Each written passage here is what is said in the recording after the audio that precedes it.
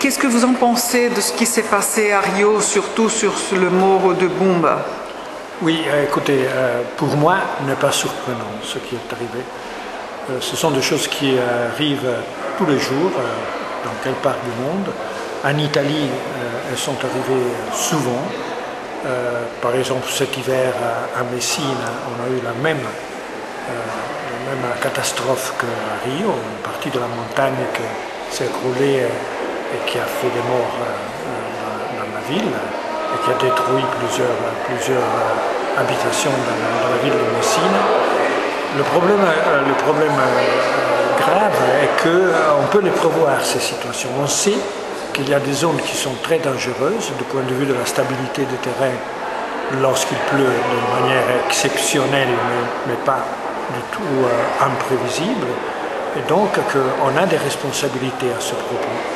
C'est-à-dire qu'une chose qu'il faut faire absolument immédiatement, c'est étudier en profondeur toutes les zones, surtout les plus pauvres, parce que ce sont les plus démunis qui n'ont pas la possibilité de résister à ces phénomènes naturels. Donc il faut étudier et mettre dans une situation de garantie de la vie les zones les plus dangereuses. Mais maintenant, par exemple, les gens ne veulent pas sortir des maisons, ils sont très attachés, ouais. Même s'il manque de sûreté, les gouverneurs disent que c'est très difficile, mais qu'ils vont le faire par force.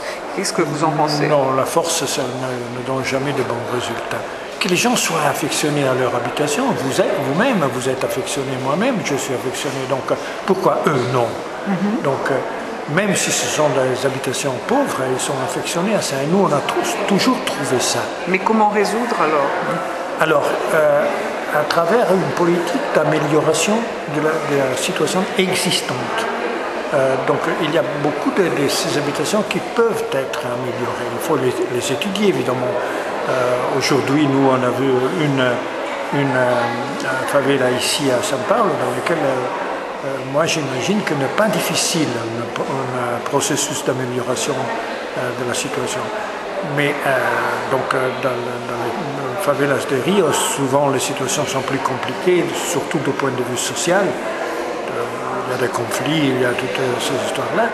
Donc, c'est que tous les cas sont spécifiques, mais il faut imaginer qu'on ne sortira pas si on ne fera pas ça.